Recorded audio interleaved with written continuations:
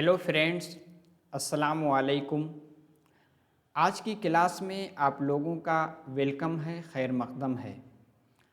आज हम लोग एक ऐसे टॉपिक के बारे में पढ़ेंगे जिससे आपके सीटेट में, सीडीपी में और इसी के साथ लैंग्वेज पेडागोजी में भी सवालात पूछे जाते हैं, जिसको हम कहते हैं RTE एक्ट 2009, यानी तालीम का हक़ जो है 2009 के नाम से जाना जाता है। इसमें किन किन पॉइंट्स से आपके सवालात बनते हैं, हर एक पॉइंट के बारे में डिस्कस किया जाएगा। जैसे एक बार हम देख लेते हैं किन किन पॉइंट को हम लोग डिस्कस करेंगे। देखिए, जैसा कि आपको स्क्रीन पे दिख रहा है कि राइट टू एजुकेशन एक्ट 2009, ठीक है, जिसको उर्दू में कहते हैं तालीम का हक़ एक्ट 2009। इसमें हम लोग देखेंगे RTE एक्ट 2009 में कितनी चीज़ें आती हैं, हर एक की मतलब इसको कब नाफिज किया गया और इसमें कौन कौन सी चीज़ें हैं जिनसे सवालात आते हैं, सबके बारे में हम लोग डिस्कस करेंगे। और आगे आपका एक आर्टिकल 45 है, इसमें क्या कहा गया है इसके बारे में भी देखेंगे। इसी के साथ रोल ऑफ टीचर, यानी RTE एक्ट में एक उस्ताद की क्या उनका रोल है उसके बारे में भी हम लोग देखेंगे। और रोल ऑफ गवर्नमेंट, यानी सरकार, हुकूमत चाहे मरकज़ी हो या आपकी सूबाई हुकूमत हो, उसका क्या रोल रहेगा। इसी के साथ प्रोहिबिशन, यानी किन किन चीज़ों से मना किया गया है। और आर्टिकल 51A के, इसमें क्या कहा गया है इसके बारे में भी समझेंगे। और इसी के साथ देखिए, ये सब हम देखेंगे RTE एक्ट में जितने पॉइंट बनते हैं, उसमें कितने सेक्शन हैं, कितने चैप्टर्स हैं, किन कॉन्स्टिट्यूशन में किस तरमीम के ज़रिए इसको लाया गया है। और इसी के साथ देखिए, सारी चीज़ों को हम लोग डिस्कस करेंगे। एक मरतबा आप पूरी स्लाइड देख लीजिए। और इसी के साथ यानी नंबर ऑफ़ टीचर्स, क्लास 1 से 5 तक कितने टीचर रहेंगे, सारी चीज़ों के बारे में हम लोग देखेंगे। ऐसी चीज़ों को देखेंगे जिनसे सवालात बनते हैं। बिल्डिंग के बारे में भी देखेंगे। इसी तरह आपका minimum number of working days कितने होते हैं। इसी के साथ इंस्ट्रक्शनल आवर्स, यानी तालीम के कितने घंटे होते हैं।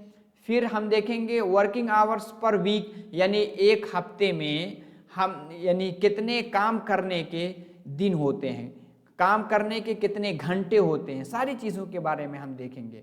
फिर लाइब्रेरी में किन किन चीज़ों को होना चाहिए, प्ले मटेरियल्स क्या क्या हैं, इतने सारे पॉइंट के बारे में आज की क्लास में हम लोग डिस्कस करने वाले हैं। आप लोग एक नोटबुक रखिए, उसमें जो भी पॉइंट है उसको आप नोट कीजिएगा, ठीक है। चले हम लोग डिटेल से देखते हैं। आप किसी भी मीडियम के हों, चाहे उर्दू के हों, इंग्लिश के हों, हिंदी के हों, आपको पूरी तरह समझ में आएगा। चलिए एक एक करके हम लोग देखते हैं। सबसे पहले की पॉइंट को तो हमने देख लिया है कि किन किन चीज़ों के बारे में हम लोग पढ़ने वाले हैं। आगे चलिए, राइट टू एजुकेशन एक्ट 2009। अब एक चीज़ आपके जहन में आता होगा, RTE एक्ट 2009 क्यों कहा जा रहा है। ये इसलिए कहा गया है क्योंकि आपके कॉन्स्टिट्यूशन में, जिसको आप संविधान कहते हैं, जिसको आप उर्दू में आईन कहते हैं, उसमें तरमीम के ज़रिए यानी अमेंडमेंट के ज़रिए 2009 में एक एक्ट बना, ठीक है। वो एक्ट कब बना, वो एक्ट आपका बना है 4 अगस्त, यानी 4 अगस्त 2009 में एक्ट बना। अभी एक्ट बना है लेकिन अभी इसको नाफिज नहीं किया गया। दोनों चीज़ों में फ़र्क होती है। एक्ट अभी बन गया, नाफिज किया गया 2010 में, तो 2009 के नाम से इसलिए जाना जाता है कि 4 अगस्त 2009 को इसको एक्ट बनाया गया। एक पॉइंट इसको आप जहन में रखिएगा। इस तरह से सवालात बन सकते हैं कि किस डेट को ये एक्ट बना है, तो कितना है 4 अगस्त 2009 को।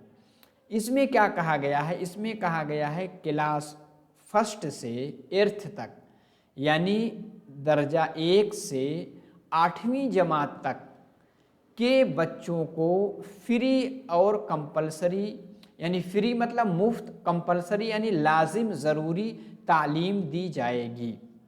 ठीक है, ये भी आप रखिएगा।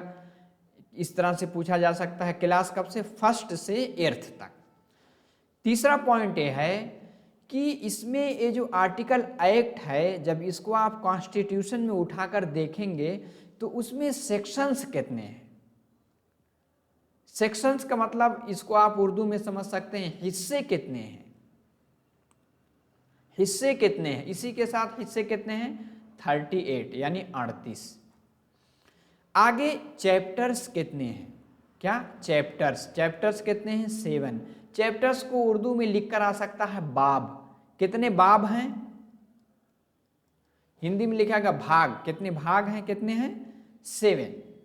ठीक है, यानी चैप्टर को अध्याय भी लिख के आ सकता है। आगे हम देखते हैं कि इसमें से एक सेक्शन यानी 38 सेक्शन में से 21st सेक्शन यानी 21वां सेक्शन किससे मुताल्लिक है, इससे सवालात आपके DSSB में पूछे गए हैं, KVS में भी पूछे गए हैं और बहुत से टीचिंग एग्जाम में पूछे गए हैं कि सेक्शन 21 जो है 21 है, 21 से मुताल्लिक है।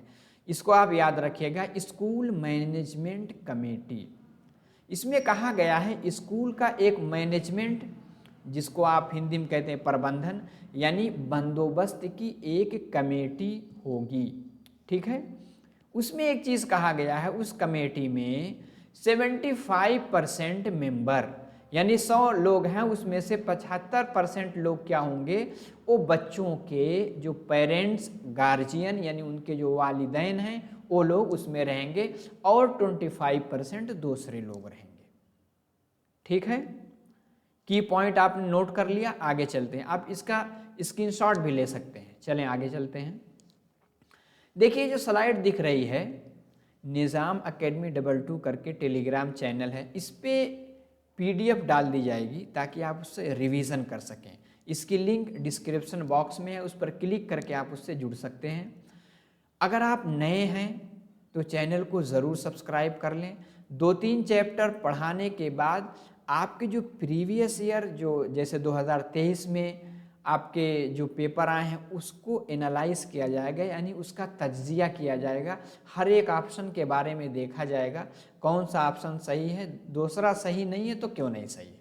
अगर इसको आप समझ लेंगे तो उस पैटर्न पे कोई भी क्वेश्चन आए उसको आप आसानी से हल करेंगे। तो नए हैं तो चैनल को ज़रूर सब्सक्राइब करें ताकि जैसे वीडियो अपलोड हो उसका नोटिफिकेशन आपको मिल सके। इसी तरह लाइक करें, कमेंट करें, कोई सुझाव है, कोई मशवरा है आप ज़रूर दें और अपने दोस्तों को शेयर कर दें जिन्होंने भी जो भी उर्दू मीडियम से हैं।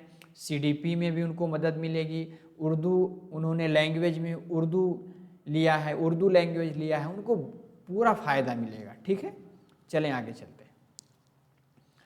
अब हम देखते हैं, एक चीज़ पूछा जाता है आपका आर्टिकल, ठीक है, आपका जो आर्टिकल जो कि दफ़ा कितना 45, ये किससे मुतालिक है, ये आपका राइट टू एजुकेशन एक्ट से मुतालिक नहीं है, ये किससे है ECCE से मुतालिक है। आपके जहन में आ रहेगा ये क्या चीज़ है, इसका फुल फॉर्म भी पूछा जा सकता है। E से अर्ली,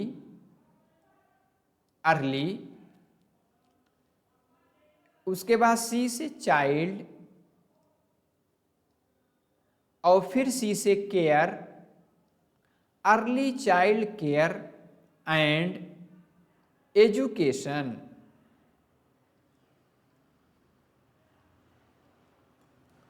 आपको पता है क्लास फर्स्ट से और क्लास 8th तक के बच्चों की बात क्या करता है राइट टू एजुकेशन एक्ट। उनकी एज कितनी होती है क्लास फर्स्ट से, यानी 6 साल से 14 साल तक। इसी तरह अगर बच्चा डिसेबल है, किसी तरह से माजूर है, तो उसके लिए 6 से 18 साल है। इस पॉइंट को ध्यान में रखिएगा, ठीक है।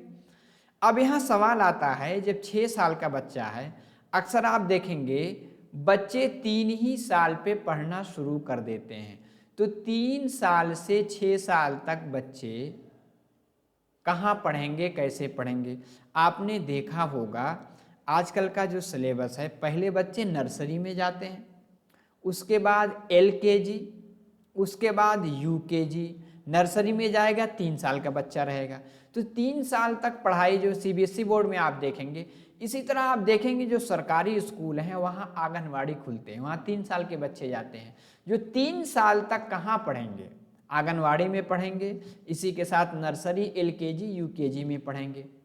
इनके बारे में बात की गई है आर्टिकल 45 में। इस चीज़ को जहन में रखिएगा, 3 से 6 साल तक के बच्चों की। उम्मीद है समझ में आया होगा। आगे चलते हैं कि RT एक्ट 2009 में, यानी हक़ तालीम एक्ट 2009 यानी 2009 में किन किन चीज़ों को हमें नोट डाउन करके रखना है, अपने जहन में बिठा के रखना है। पहली चीज़, RT एक्ट 2009 आपको पता है कि 4 अगस्त 2009 को एक्ट बना। उसके बाद जब एक कॉन्स्टिट्यूशन में फंडामेंटल राइट्स यानी बुनियादी हुकूक बना, तो आपको पता है कि कॉन्स्टिट्यूशन में, आइन में तरमीम कर सकते हैं। उसका जो मूल भावना है, यानी जो आपका आइन है, उसका जो बुनियादी स्ट्रक्चर है, उसके साथ छेड़खानी नहीं कर सकते, लेकिन उसमें आप तरमीम यानी उसमें तब्दीली ला सकते हैं, किसी चीज़ को ऐड कर सकते हैं। तो इसी के साथ 86 अमेंडमेंट एक्ट 2002, इसको याद रखिएगा। पूछा जा सकता है कि RT एक्ट जो बना है वो आपके आइन में किस तरमीम के ज़रिए बना है, तो 86 आप याद रखिएगा, 86 अमेंडमेंट एक्ट 2002 में, ठीक है। इसको आप याद रखिएगा। इस तरमीम के तहत आपका RT एक्ट 2009 बना है। अच्छा, आपका फंडामेंटल राइट आर्टिकल 21, उसमें आपको पता है जब तरमीम की गई, जब संशोधन किया गया, तो 21A जोड़ा गया। 21A जोड़ करके आपका जो राइट टू एजुकेशन है, ये आपका बुनियादी हक बना दिया गया। किसके लिए? 6 से 14 साल तक के बच्चों के लिए, दर्जा 1 से दर्जा हश्तुम तक के लिए। हफ्तुम, उसके बाद हश्तुम, हश्तुम लिख करके आ सकता है, समझ रहे हैं? क्योंकि आप जानेंगे नहीं तो समझ नहीं पाएंगे। हश्तुम, ठीक, हश्तुम तक यानी 8वीं जमात तक ये जोड़ा गया। किसमें? 21A। इसको भी याद रखिएगा, ये बहुत ही इंपॉर्टेंट चीज़ है दोनों। आगे क्या है, जब ये फंडामेंटल राइट बना तो इसके साथ दुनिया में बहुत से ऐसे मुल्क हैं जहां एजुकेशन फंडामेंटल राइट्स है, यानी बुनियादी हक है। जब हिंदुस्तान में एजुकेशन यानी 6 से 14 साल तक बच्चों के लिए एजुकेशन जो है बुनियादी हक यानी आपका फंडामेंटल राइट्स का पार्ट बन गया, तो हिंदुस्तान 135वां देश यानी 135वां मुल्क। इससे पहले 134 ऐसे मुल्क हैं, 134 ऐसे मुल्क हैं जहां एजुकेशन जो है बुनियादी हक था। 135वें नंबर पर हिंदुस्तान आया। आप पूरे दुनिया में देखेंगे बहुत सारे कंट्री हैं, लेकिन 193 कंट्री हैं किसमें? यूनाइटेड नेशन UNO के मेंबर, ठीक है। 193 कंट्री, उसमें से 134 कंट्री पहले बना चुके थे। हिंदुस्तान कितने नंबर पे आता है? 135। अब आगे क्या है? एजुकेशन क्या हो गया? फंडामेंटल राइट यानी बुनियादी हक हो गया। अगर इसका वायोलेशन होता है, अगर इसकी हक तलफी होती है, तो आप डायरेक्ट सुप्रीम कोर्ट में जा सकते हैं, ठीक है। कहाँ जा सकते हैं? Supreme court. आगे है, एक्ट तो बन गया 4 अगस्त 2009 को, लेकिन इसको इम्प्लीमेंट यानी इसको नाफिज कब किया गया, इसको लागू कब किया गया? इसको नाफिज किया गया, लागू किया गया 1 अप्रैल, याद रखिएगा ये डेट, 1 अप्रैल 2010 को। जब 1 अप्रैल 2010 को पूरे हिंदुस्तान में नाफिज हो गया, उसमें से सिर्फ एक बचा था जम्मू एंड कश्मीर। वहाँ फौरन नहीं, बाद में वहाँ नाफिज किया गया, ठीक है, क्योंकि वहाँ आर्टिकल 370 के तहत बहुत सारी चीज़ें थी जो कि आजकल ख़त्म कर दिया गया है, ठीक है। तो जम्मू कश्मीर में उस टाइम जो है नाफिज नहीं हुआ था, इस पॉइंट को जहन में रखिएगा। इसमें कितने साल के बच्चे हैं? 6 से 14 साल, इसको भी रखिएगा, 6 से 14 साल तक के बच्चों के लिए। और क्लास 1 से 8 तक की तालीम आपकी फ्री और कंपलसरी यानी लाजिम होगी। अगर बच्चा डिसेबल है, किसी तरह से माजूर है, उसका कितना है? 6 से 18 साल, यानी कोई नाबीना है, इसी तरह चलने में दिक्कत, वो यानी उसके पास डिसेबल्ड, जिसको आप कहते हैं डिफरेंटली एबल पर्सन है, उसके लिए 6 से 18 साल है, ठीक है। आगे चलते हैं। अब इसमें आरटी एक्ट में कुछ टीचर यानी उस्ताद का कुछ रोल यानी किरदार बताया गया है, उसकी कुछ भूमिका बताई गई है। क्या क्या है इसको देख लेते हैं। टीचर क्या है? रेगुलर। रेगुलर का मतलब मुस्तकिल, यानी डेली स्कूल आएगा पढ़ाने के लिए। दूसरा लफ्ज़ क्या यूज़ किया गया? पंक्चुअल। पंक्चुअल मतलब होता है वक्त का पाबंद, समय का पाबंद होगा। पंक्चुअल मतलब अगर आपका स्कूल 8 बजे है तो 8 बजने में 5 मिनट पहले ही टीचर स्कूल में हाजिर रहे, उसको क्या कहेंगे? पंक्चुअल। समझ में आ गया?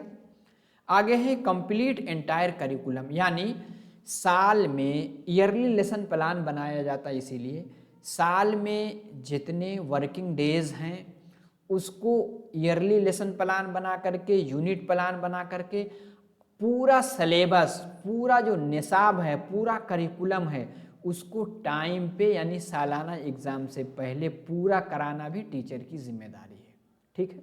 आगे क्या है? रेगुलर मीटिंग्स विथ पेरेंट्स, यानी आरटी एक्ट में कहा गया है कि टाइम टाइम पर, वक्त वक्त पर टीचरों की मीटिंग किसके साथ होगी? उनके वालिदैन, उनके गार्जियंस के साथ होगी मीटिंग। क्यों? ताकि बच्चों को कॉन्फिडेंस में लाया जा सके, बच्चे में कोई कमी है उनसे डिस्कस यानी उनसे बहस व मुबाहसा किया जा सके, ठीक है। ये टीचर का रोल है। आगे कुछ गवर्नमेंट का भी रोल है, जैसे मरकज़ी हुकूमत यानी केंद्रीय सरकार का भी रोल है, इसी की तरह राज्य सरकार यानी सूबाई हुकूमत, उनका भी कुछ रोल उसमें बताया गया है आरटी एक्ट में। क्या है? To develop a framework of national curriculum, यानी नेशनल यानी कौमी करिकुलम, जिसको आप कहेंगे निसाब, कौमी निसाब का फ्रेमवर्क जिसको आप कहते हैं खाका। खाका तैयार करना किसका? सेंट्रल गवर्नमेंट की जिम्मेदारी। इसी तरह आप देखेंगे एनसीएफ 2005 जो आया, इसको किस एनसीईआरटी ने लाया। एनसीईआरटी किसकी बॉडी है? सेंट्रल गवर्नमेंट की, ठीक है। तो एक ही टाइम टाइम पर जो आपका करिकुलम है स्कूल का, उसको चेंज करना, उसको अपडेट करना, उसको डेवलप करना किसकी जिम्मेदारी है? सेंट्रल गवर्नमेंट की। इसी तरह ट्रेनिंग ऑफ टीचर्स, आपको मालूम है कि टाइम टाइम पर पढ़ाने की जो टीचिंग मेथड है, तरीक़े हैं, टीचिंग की स्ट्रेटजी है यानी रणनीति, जिसको आप हिकमत अमली कहते हैं, इसी के साथ पढ़ाने की जो टेक्निक्स है और पढ़ाने के अप्रोच है बदलते रहते हैं, नई नई टेक्निक आ रही है। तो टीचर अगर इन सर्विस भी है यानी पहले से वो टीचर बना हुआ है, तो टाइम टाइम पर 2 महीने 6 महीने में उनकी ट्रेनिंग भी कराई जाए, ताकि जो नई नई टेक्निक आ रही है उनसे उस्ताद जान सके और उनको अपने क्लास में नाफिज कर सकें, उसका इस्तेमाल कर सकें। आगे क्या है? प्रोवाइड टेक्निकल सपोर्ट, वही सब चीज़ें, यानी सेंट्रल गवर्नमेंट स्टेट गवर्नमेंट को यानी सूबाई हुकूमत को टेक्निकल सपोर्ट देगी, स्मार्ट बोर्ड्स हैं, इन सब चीज़ों के बारे में, और फंड्स भी देगी, इन सब चीज़ों को मुहैया कराएगी सेंट्रल गवर्नमेंट। रिसोर्स यानी बहुत सारे ज़राए टू द स्टेट गवर्नमेंट, ये सेंट्रल गवर्नमेंट की जिम्मेदारी है। आगे इसमें और क्या है, और क्या चीज़ें कही गई हैं जिनसे सवालात बनते हैं। Non admitted students to be admitted to an age appropriate class. इसका मतलब क्या है? जैसे आपको पता है हिंदुस्तान है, हिंदुस्तान में गरीबी बहुत है। बहुत से लोगों की ये सोच है कि लड़कियों को किस लिए, जैसे किसी घर में 3-4 भाई बहन हैं, तो अब भाई को संभालने के चक्कर में बहन को कहती है इनको क्या ज़रूरत पढ़ने की, ये घर रहेगी तो बच्चे को संभाल लेगी, उनको पढ़ाया नहीं गया। अब यह है कि वो बच्ची 6 साल 7 साल 8 साल की हो गई। इसी के साथ यहाँ बाढ़ भी आती रहती है, फसादात भी होते रहते हैं। किसी वजह से बच्चे की उम्र 8 साल 9 साल 10 साल हो गई, अभी वो स्कूल नहीं गया। अब यहाँ एक मसला आता है, तो क्या 6 से 14 साल तक बच्चों की फ्री एंड कंपलसरी एजुकेशन है, तो अब बच्चा यहाँ 9 साल 10 साल का है, तो क्या उसको क्लास फर्स्ट में एडमिशन मिलेगा? ऐसा नहीं है। आरटी एक्ट में यह बात बताई गई है कि एज के एतबार से अगर 13 साल का बच्चा है तो उसको क्लास इसमें रखेंगे, 7th में रखेंगे। आपने देखा है कि हिंदुस्तान में जो कोरोना आया तकरीबन 2 साल तक चला, ठीक है, 20 में आया, 21 तक रहा, 22 तक भी बहुत से स्कूल बंद रहे। बहुत से बच्चों की जो एजुकेशन यहाँ बंद हो गई। अब छोटा बच्चा कैसे पढ़ पाएगा? ठीक है, बहुत से बच्चों का स्कूल छूट गया। अब बच्चे की एज ज़्यादा होगी, अब बच्चा 13 साल का है, अभी 5 ही पास किया है, तो किस में दाखिला देंगे? बच्चे को क्लास 7th में देंगे। यही चीज़ कही गई है, यानी एज अप्रोप्रिएट क्लास में उनको दाखिल किया जाएगा। अब बच्चों को ब्रिज कोर्स कराया जाएगा, क्योंकि जीन पियाजे की जो थ्योरी है वो क्या कहती है, बच्चा जैसे एज उसकी बढ़ती है उसके अंदर सोचने की समझने की अहलियत भी बढ़ती है। 13 साल का बच्चा है, क्लास 7th की किताब को समझ सकेगा, लेकिन उसके लिए एक्स्ट्रा टाइम देना पड़ेगा, तो स्कूल उसके लिए प्रोवाइड कराएगा। ये आरटी एक्ट 2009 कहता है। ठीक है, समझ गए आप? आगे क्या है? होमोजीनियस, यानी क्लास को होमोजीनियस बनाए। जैसे क्लास 7th है तो उसमें सारे बच्चे 13 ही साल के रहेंगे, 12-13 साल के। अब कोई बच्चा 18 साल का है, क्लास 7th में रहेगा, तो सबका दादा बन जाएगा। जो बच्चे 13 साल के उनको मारेगा। तो होमोजीनियस बनाने के लिए, यानी कि सबकी उम्र एक जैसी बनाने के लिए उसमें सिफारिश की गई है कि एज के एतबार से उनको एडमिशन दिया जाएगा। ये भी पहले कहा जाएगा नो डिटेंशन पॉलिसी थी, यानी बच्चों को फेल नहीं किया जाएगा, लेकिन अब धीरे धीरे उसको चेंज किया गया कि बच्चा जो है क्लास 8th में पहुंच गया लेकिन 5th की किताब नहीं पढ़ पा रहा है, तो उसको बदला गया है। लेकिन ये भी है कि एज का ख्याल रखा जाएगा। आगे क्या है? आरटी एक्ट को नाफिज किया जाएगा प्राइवेट स्कूल में भी। प्राइवेट स्कूल आपको मालूम है कि ज़्यादा फीस लेती हैं, वहाँ फीस ज़्यादा लगती है, तो उसमें कहा गया है 25% ऐसे बच्चों का एडमिशन लिया जाएगा जो 1 पैसा नहीं देंगे, उनकी फ्री कंपलसरी एजुकेशन। यानी प्राइवेट स्कूल भी 55% यानी 25% बच्चों को अपने यहाँ लेंगे, नहीं तो उनकी मान्यता, उनकी रिकॉग्निशन उसको रद्द कर दिया जाएगा। ठीक है, चलिए आगे चलते हैं। आगे और क्या है? आरटी एक्ट कुछ चीज़ों की मनाही देती है, कुछ चीज़ों को बैन करती है, कुछ चीज़ों को कहती है कि इसको आप अपने क्लास में यूज़ नहीं कर सकते। क्या क्या है? फिजिकल पनिशमेंट यानी जिस्मानी सज़ा, ठीक है, शारीरिक दंड आप नहीं दे सकते बच्चे को। बच्चों को मुर्गी मुर्गा, पहले बच्चे बहुत मारे जाते थे, मार मार करके उनकी पीठ लाल कर दी जाती थी, मुर्गा बनाया जाता था, खड़ा कर दिया जाता था। ठीक है, इस चीज़ को आरटी एक्ट ने बैन कर दिया है। अगर कोई मारता है, कंप्लेन होती है तो उसकी सज़ा भी होगी। मेंटल हरेसमेंट यानी उसको दिमागी तौर पर उल्टी सीधी गाली देना, उनको उनकी जात नीची जात का है तो उसको लेकर के गाली देना, इन सब चीज़ों को बैन कर दिया गया है। इसके है स्क्रीनिंग फॉर एडमिशन। आजकल देखेंगे प्राइवेट स्कूल का एक वहाँ की नज़ाकत ही अलग है। अगर आप जाएंगे अपने बच्चे को एडमिशन कराने के लिए तो सबसे पहले कहेंगे माँ लेकर आए, फॉर्म भराएंगे कि माँ कितनी पढ़ी है, बाप कितना पढ़ा है। उसके बाद बच्चे के एडमिशन के लिए माँ का इंटरव्यू लेते हैं, इसको क्या कहेंगे? स्क्रीनिंग। अब माँ कुछ नहीं बता पाई तो बच्चे का एडमिशन नहीं हुआ। इन चीज़ों को आरटी एक्ट 2009 ने बैन किया है। आप इसको जान लीजिए, अगर कहीं ऐसा करता है आप उनके खिलाफ केस कर सकते हैं। आगे क्या है, कैपिटेशन फ़ी, यानी कोई फ़ीस मुतय्यन कर दीजिए कि आप पढ़ेंगे तो इतना रुपया आपको लगेगा, ठीक है। ये भी बैन है, कोई भी किसी नाम पे, फीस के नाम पे, यूनिफॉर्म के नाम पे, किताब पे नाम पे, खाने के नाम पे कहीं भी फीस ले आप उसकी कंप्लेन कर सकते हैं, बिल्कुल फ्री है। आगे है प्राइवेट ट्यूशन। टीचर ये है कि क्लास में ना पढ़ाए, आए घूम घाम के चला जाए, फिर कहे जितने बच्चे हो मेरे घर ट्यूशन पढ़ने आना या फला कोचिंग में आना। ये RT एक्ट क्या है, बैन है, यानी पाबंद है, इसकी मनाही है, इसकी अगर कंप्लेन होगी आपके खिलाफ कार्रवाई हो जाएगी। स्कूल विदाउट रिकॉग्निशन, यानी कोई स्कूल आप जगह जगह आप घर में स्कूल खोल के बैठ जाएं लेकिन आपने मान्यता नहीं ली, आप रिकॉग्नाइज्ड नहीं करवाए किसी भी बोर्ड से, स्टेट बोर्ड से, CBSE बोर्ड से, ठीक है, तो उसको आप नहीं चला सकते, इसको भी बैन किया गया, ठीक है। आगे चलते हैं। आगे और कुछ पॉइंट है जिसको हमें देखना है, क्या है, फ्री एजुकेशन। कहते नहीं, फ्री एजुकेशन का मतलब यानी मुफ्त तालीम का मतलब क्या है, ट्यूशन फी यानी जो भी बच्चा पढ़ता है उसकी जो ट्यूशन फ़ी है बिल्कुल फ्री, मुफ्त होगी। यूनिफॉर्म, बच्चे को पढ़ने आने के लिए उनको ड्रेस भी दिया जाएगा, यूनिफॉर्म जो पहन के आएंगे, बुक्स, उनको किताबें भी फ्री में दी जाएंगी। स्टडी मटेरियल्स यानी नोटबुक्स और सारी चीज़ें ये सब जो हैं सब फ्री में दी जाएंगी। आगे क्या है, क्लास फ्री किससे होगी, एंग्जाइटी, यानी जिसको कहते हैं तशवीश कहते हैं, बच्चा बेचैनी में रहता है, इससे भी फ्री होना चाहिए। स्ट्रेस यानी उसके अंदर तनाव पाया जाता है, फियर यानी डर का माहौल, ये सब नहीं होना चाहिए, इनसे फ्री होगा।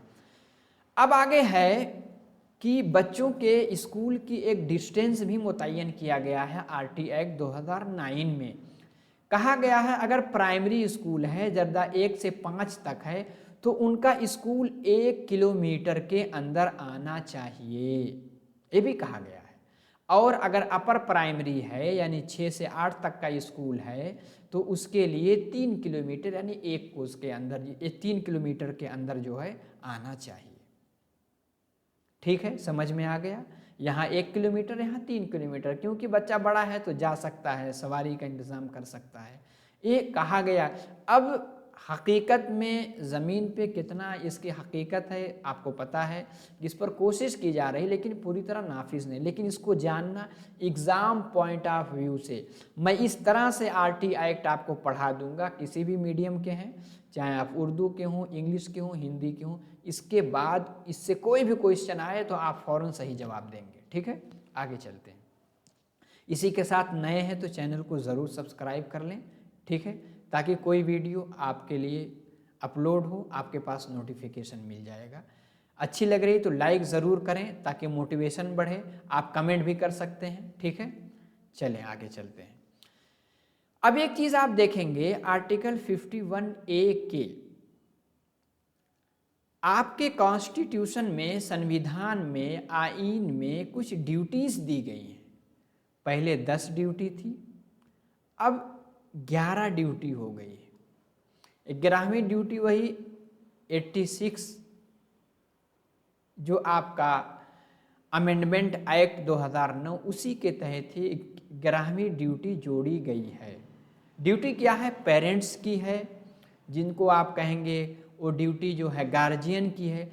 अब मसला है कि बच्चा छोटा है, 6 साल के बच्चे को स्कूल में एडमिशन कौन कराएगा, ये किसकी ड्यूटी है, ये ड्यूटी पेरेंट्स की होगी यानी वालिदैन माता पिता की होगी और गार्जियंस की होगी कि अपने बच्चे को अपने आसपास के स्कूल में एडमिट कराए यानी उनका दाखिला दिलाए, अगर स्कूल मना करता है उनके खिलाफ कंप्लेन करें, ठीक है। किसकी ड्यूटी है यानी किनका कर्तव्य है, ठीक है, ये उनका ड्यूटी है, किनकी, पेरेंट्स की।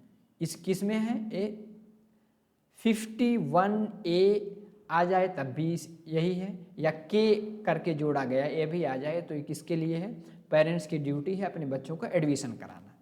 आगे चलते हैं। अब कुछ और बातें कही गई हैं, डिटेल से देख लेते हैं। कहा गया है कि प्राइमरी स्कूल है 1 से 5 तक का, उसमें बच्चों के अकॉर्डिंग टीचर कितने होंगे। कहा गया है कि अगर उस स्कूल में 60 बच्चे हैं तो कम से कम 2 टीचर होंगे। अगर 60 से ज़्यादा 61 से 90 तक हैं तो 3 टीचर होंगे। यानी मिला जुला कर आप ये समझ लीजिए 30 पे 1 टीचर होंगे प्राइमरी स्कूल में। और 91 से 120 हैं तो 4 टीचर हो गए। अगर 150 बच्चे किसी प्राइमरी स्कूल में हैं तो वहाँ क्या होगा, वहाँ 5 टीचर होंगे, यानी सहायक अध्यापक, असिस्टेंट टीचर, और 1 हेडमास्टर साहब भी होंगे। ये किसमें कहा गया, आरटी एक्ट में कहा गया है। अब अगर प्राइमरी स्कूल है तो 30 बच्चे पे कम से कम 1 टीचर होना ज़रूरी है, ठीक है। और अगर अपर प्राइमरी यानी क्लास 6 से 8th तक है तो मैक्सिमम तो कितने बच्चे होंगे, 35 होने चाहिए। एक सवाल आएगा कि मैक्सिमम कितने बच्चे होने चाहिए, मैक्सिमम 40 बच्चे, चाहे प्राइमरी हो या अपर प्राइमरी। 40 से ज़्यादा बैन है, यानी 40 से ज़्यादा बच्चे हो गए तो समझे रजिस्टर फुल हो गया, उसके बाद किसी भी बच्चे का एडमिशन नहीं लेना है। वैसे एक्चुअली यानी हकीकत में कितना होने चाहिए, 30 पे प्राइमरी में 1 टीचर, उसमें 35, लेकिन मैक्सिमम कितना, 40, दोनों में, प्राइमरी और अपर प्राइमरी में। चलिए आगे चलते हैं। बिल्डिंग की बात की गई है, जाहिर सी बात है बच्चा पढ़ेगा तो एक बिल्डिंग होगी, एक इमारत होगी जिसमें बच्चा पढ़ने जाएगा।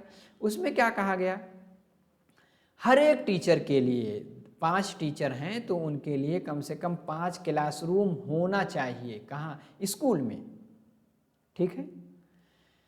और 5 टीचर हैं तो उसमें से एक जब हेडमास्टर साहब होंगे उनके लिए भी ऑफिस कम स्टोर कम हेडमास्टर्स रूम, यानी एक कोई ऑफिस रूम होना चाहिए जिसमें सब लोग बैठ सकें। इंटरवल के टाइम टीचर्स और हेडमास्टर साहब बैठ करके किसी मीटिंग के बारे में डिस्कस कर सकें। तो मिला जुला के 6 रूम होना चाहिए।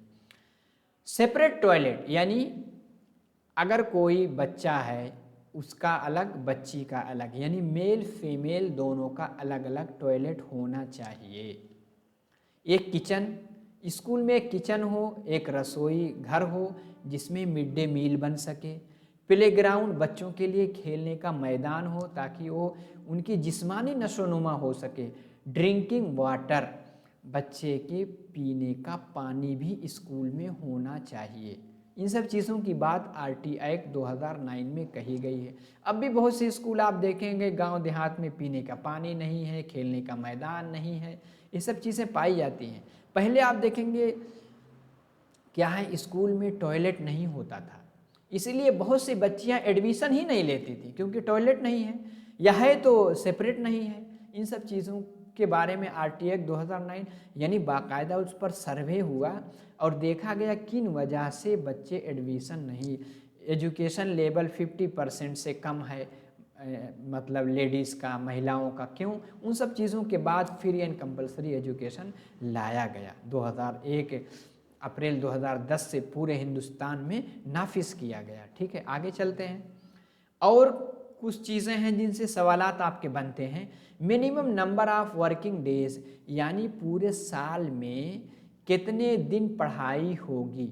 तो 200 याद रखिएगा प्राइमरी स्कूल के लिए, यानी 1 से 5 के लिए, 220 किसके लिए, 6 से 8th के लिए, ठीक है, 220। आगे है कि पूरे साल में तालीम के कितने घंटे होंगे। 800 घंटे तालीम होगी किसकी, 1 से 5 तक के लिए एक एकेडमिक ईयर में पूरे साल, और 1000 घंटे 6 से 8 तक, यानी 200 घंटे ज़्यादा होगी अपर प्राइमरी में, ठीक है। इसको याद, ये आंकड़ा आप कहीं लिख लीजिए क्योंकि अगर फट से आएगा 800 किसके लिए, प्राइमरी के लिए, 1000 किसके लिए, अपर प्राइमरी के लिए। आगे एक सवाल आप देखेंगे, डीएसएसबी का पेपर उठा लीजिए, सीटेट में भी पूछा गया है, केवीएस में भी पूछा गया है, नवोदय विद्यालय में भी पूछा गया है, रीट में भी, बहुत सारे स्टेट एग्जाम में पूछा गया है कि एक हफ्ते में कितने घंटा टीचर पढ़ाएगा। इसमें बहुत लोग गलती करते हैं। आप 45 को गांठ बांध के रख लीजिए, 45 ही सही है। क्योंकि जब आदमी जोड़ घटाव करता समझ नहीं पाता, क्योंकि 6 घंटे पढ़ाई होती, जोड़े घटाएगा तो 45 आता ही नहीं है 6 दिन में। लेकिन ये 45 इसलिए कहा गया है कि जो आप घर बैठ करके लेसन प्लान बनाते हैं, पढ़ाने के लिए तैयारी करते हैं और नहाते हैं धुलते हैं, इन सब चीज़ों को भी उसमें इंक्लूड करके 45 बनाया गया है। तो 45 डिजिट आप याद रखिएगा, ठीक है। 45 कितना, एक हफ्ते में। चलिए आगे कि स्कूल में लाइब्रेरी यानी पुस्तकालय, जिसको आप कहते हैं कुतुब खाना, कुतुब खाना भी होना चाहिए। उसमें क्या क्या रहेगा, न्यूज़पेपर आएँ, अखबार हैं बच्चे पढ़ें, इसी के साथ मैगज़ीन यानी रिसाला आएँ जिसको पत्रिका कहते हैं, बुक्स यानी कुछ किताबें कहानियों की स्टोरी बुक्स हों, ठीक है। इसी के साथ चिल्ड्रेन लिटरेचर, जैसे आप देखेंगे चंपक आता है, ऐसे बहुत सारे लिटरेचर आते हैं जिसको पढ़ करके बच्चे पढ़ने में उनकी ज़ुबान भी अच्छी होती है और इंटरेस्ट भी लेते हैं। इन सब चीज़ों को उस लाइब्रेरी में रखा जाना चाहिए। आगे क्या है, प्ले मटेरियल्स भी स्कूल में होने चाहिए ताकि फिजिकल उनका डेवलपमेंट हो सके। क्या, गेम्स के सामान होने चाहिए, स्पोर्ट्स के इक्विपमेंट जो बहुत सारे यानी हॉकी है, वॉलीबॉल है, फुटबॉल है, इन सब चीज़ें के जो इक्विपमेंट हैं, जो आलात हैं, होने चाहिए। Should be provided to each class as required, यानी हर क्लास के लिए खेलने का सामान होना चाहिए। आज की क्लास में आपने आरटी एक्ट 2009 इसको पढ़ेंगे तो बहुत सारे पेजों पे मुश्तमिल, आप पढ़ते रहेंगे, पॉइंट नहीं निकाल पाएंगे। लेकिन मैं गारंटी के साथ कहता हूँ आज की क्लास देख करके आप टीचिंग का कोई भी एग्ज़ाम देने जाएंगे, इन्हीं पॉइंट से आपके सवालात आते हैं, ठीक है। तो उम्मीद है कि क्लास समझ में आई होगी। जाने से पहले आप नए हैं तो सब्सक्राइब करके ज़रूर जाएं, कमेंट करें ताकि मोटिवेशन मिले पढ़ाने वाले को। कोई सुझाव है, कोई मशवरा है, वो भी आप लिखें, उस पर अमल किया जाएगा इंशाल्लाह। इसी के साथ लाइक करके जाएं, शेयर भी करें।